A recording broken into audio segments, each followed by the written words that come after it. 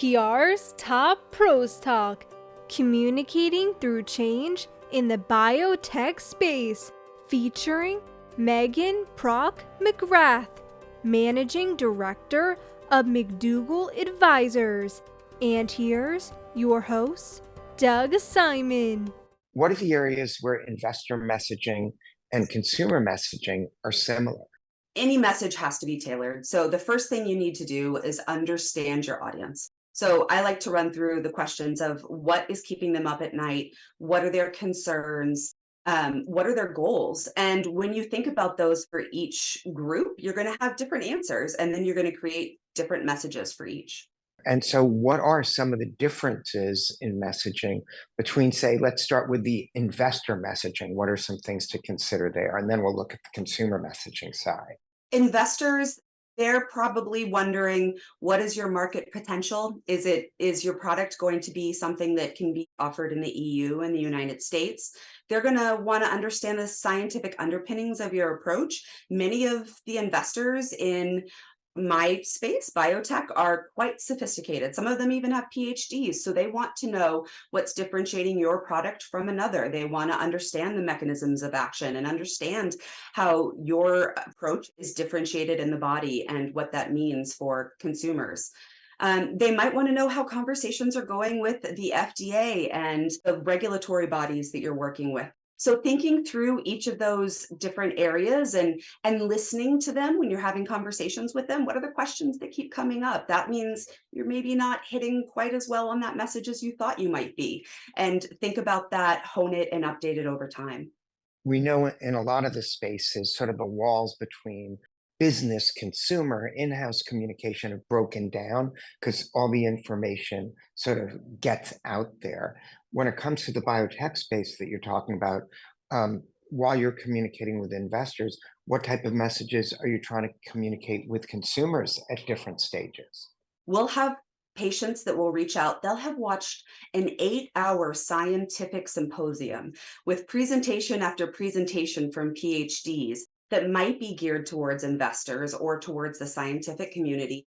And they'll have questions about, can I enroll in this clinical trial? When will it be available? And so even if you're messaging specifically to investors, you have to be or the scientific community, you have to be very careful with understanding that today's consumers and patients are very savvy, and they're going to be out there, particularly in the rare disease community, looking for this information. So it's important to have a lot of those questions sorted out early, which is, what is your compassionate use policy? What happens if somebody doesn't qualify for your clinical trial? Is there a way for them to get into it? Where can you send them if they have questions? What are the patient advocacy groups that you can connect them with that can help get them resources if that's not something that you're set up to do? And so thinking through all of that, and each time taking a lens and having perhaps a good patient advocacy person on your staff who's connected to those communities, who can help vet some of your messages and help you think through, how is this going to resonate with the patients who are really anxiously awaiting treatments? So for a lot of companies in the biotech space, it might take years before this transaction that happens. They might not be actively engaged, but should they be planning for transition? And what are some of the best practices to do that? The minute you start planning your calendar, that's when you start coming up with your messages accordingly, because our horizon in biotech is so long. It takes so long to bring a drug to market. You have so many preclinical trials that people don't necessarily realize that you're putting together your data packages to send to the FDA to make your case for even being able to start human trials. And then your clinical trial horizon is also quite long. And then there's the approval process. So as you're thinking about all of those milestones are laid out years in advance, and you have to be aware that the messages you're communicating today will be driven by what's happening in the future. And so if you're communicating a milestone, even if you're a private company, you have to remember that that's searchable. It's out there. And if that timeline moves, you're going to have to answer for that. So I often recommend that people, one, are very thoughtful about how early they communicate those milestones, but two, also, as they're coming up with their messaging, are thinking 2, 3, 4 years in the future and looking at their competitors and their clinical trials and their timelines and thinking about how that impacts them as well, because all of that comes together to make one picture for what your message should be. If you are communicating with the FDA, can that also become public depending on what's going on in the process? And I assume you can't necessarily pick and choose what and when you communicate with the FDA as you're moving along the process. A lot of FDA communications are somewhat confidential when it comes to some of the data packages and the letters and back and forth. Now, if you're a public company, you have certain disclosure guidelines that you have to still stick within based on the information you're receiving from the FDA. But you don't necessarily, when you initiate a trial, that's very public information. You're going Right. to talk about when your first patient is being dosed. You're going to talk about when you expect to have the data from that. Um, but maybe you don't say when your second trial is going to start or when that ends until you're at that point. It's nice to give yourself a little bit of wiggle room for things. COVID was a really good illustrative point for why you have to be able to have a little bit of flex. When we got into supply chain issues, when borders closed, that really impacted a lot of clinical trials that were Sure. happening. And it was hard to get patients in for clinical trials when everyone was locked down. So there are these events, and not all as big as COVID, but there are things that happen that are always going to impact those timelines. So every time you're communicating a milestone to the public, it's imperative that you just think through, is this a reasonable goal, and what are the scenarios that might impact us reaching that, and how do we message accordingly if that happens? COVID was such a catalyst for consumers consuming medical information. How do brands set themselves apart? How do you strategically handle that? Our industry did this amazing thing, which was bringing these vaccines in truly record time, which I just think most of the general public to this day doesn't understand how incredibly quickly those were delivered. Often a drug coming to market is at least 5 years. And those were delivered so rapidly. And there was so much investment and interest in the community during that time that it was really unprecedented for us to have so many eyes on the work we were doing. And it was really interesting for me as a professional in this industry too, to be talking to people and friends and have them all of a sudden for the first time starting to understand some of the lingo that I have been sort of bathing in for so many years. And I think it did raise the public consciousness a lot. And so it also taught consumers to be a little bit more savvy, and Right. patient advocacy groups, I feel like, were able to gain some more traction. And I think it's net positive. The industry, we only exist to help patients. And so it maybe made us a little bit more conscious of messaging to those audiences, but it's been a good thing overall for us. You talked about the incredible innovation in the biotech space during the onset of COVID, bringing a vaccine to market. Obviously, as the economic climate has changed, cost of capital has gone up. It's been more challenging for a number of biotech companies.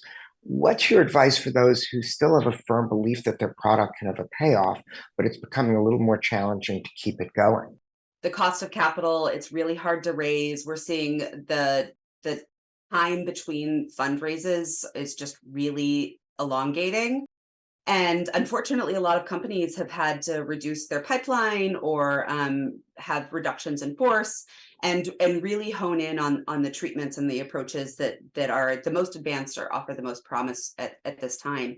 And I think one of the things that you can really do to stand out is really hone in on that key differentiator. Make sure that you're able to articulate what sets you apart, what makes you more innovative, have better quality, and what makes your offering something that is worth investing in. Number one.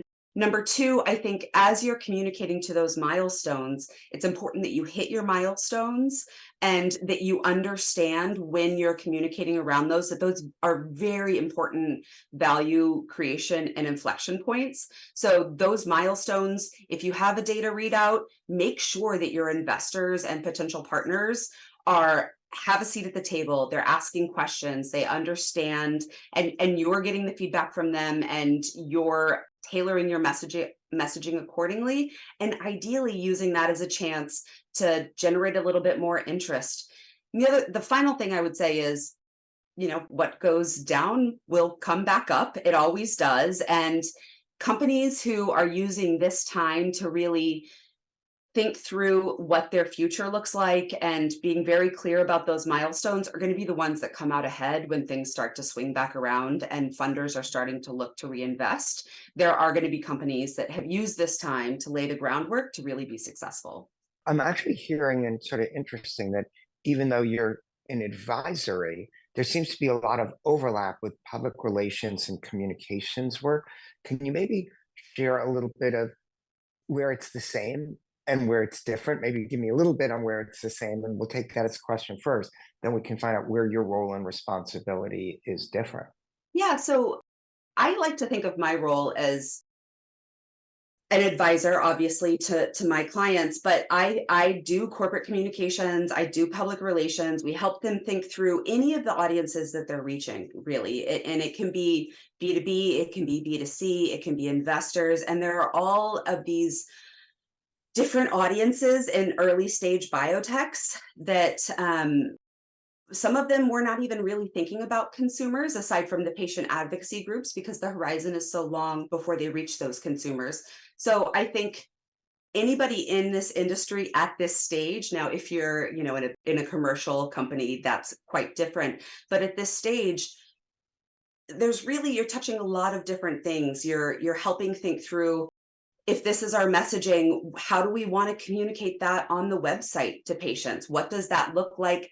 One of the things I like to remind people is that once you set your brand and you set your tone and you talk about the way you communicate with your patients and all of your audiences, it should be on your 404 page when they do a search and something doesn't come up. That's an opportunity to reinforce your key messages. There are so many places that you can think about that and reinforce that brand across. So my work very much is related to media. It's related to corporate communications. Sometimes it's internal communications. Sometimes it's helping think through the internal brand and what that means for employees. Sometimes it's social media and sometimes it's investor decks. It's all relevant at that stage. Yeah. And would you say what differentiates it is maybe a heavier emphasis on both investor relations and maybe even identifying potential partners and buyers? Is that sort of where it's a bit different? The early stage, biotechs don't make money. there's no revenue generation. So investors are a very important audience for early stage biotechs because that's how most of them are funded. So that it's investors or public markets. And even if it's public markets, you're thinking through your S1, your initial public offering, what that looks like, and you're still messaging to investors. They're just a different type of investor than you would have. Whereas once you're commercial stage, you have revenue you're generating, you have customers and patients and medical providers that you're messaging to. And so while we're thinking about media and some of these other outlets, they often are a channel to reach potential investors and partners, not so much for the general public. No, that's really fascinating, the distinction. It's clear you've got a great mastery over this subject matter. Thanks so much for sharing your ideas with us. Thank you so much for having me. It was a pleasure to be here.